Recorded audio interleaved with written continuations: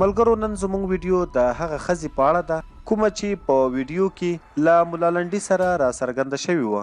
هغه څوک وه او نن سبا چیرته ده؟ که غواړئ چې په اړه یې پوه شئ نو ویډیو تر اخره وګورئ.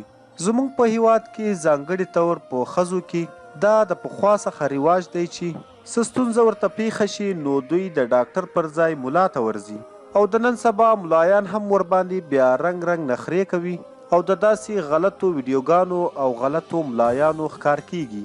اگر چې ټول ملایان هم خراب نه دي خو بعض یې د ملا لنډي په شان بیا د هیڅ چا عزت او ابرو نه ساتي.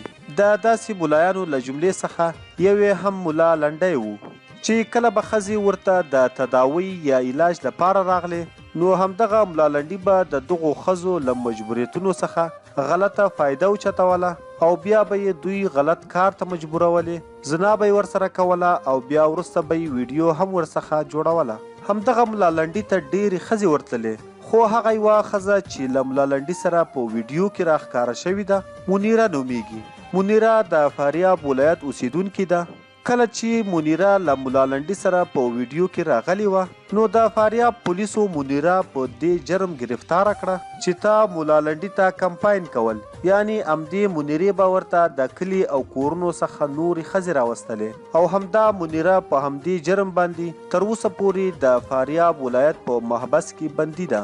منیره بیا وایي چې زما صرف ګناه همدا ده چې زه له ملا لنډي سره په ویډیو کې راغلی یم او نوره هیڅ ګناه مې هم نشته.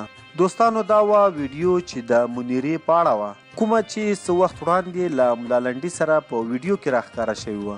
د ویډیو په اړه که څه ویل لرئ نو له موږ سره یې په کمنټ کې شریک کړئ او د نورو داسې معلوماتي ویډیوګانو دپاره زموږ چینل پښتون ټایم خامخا سبسکرایب کړئ. تر بلې ویډیو مو په لو یو بخښونکي رب سپارم.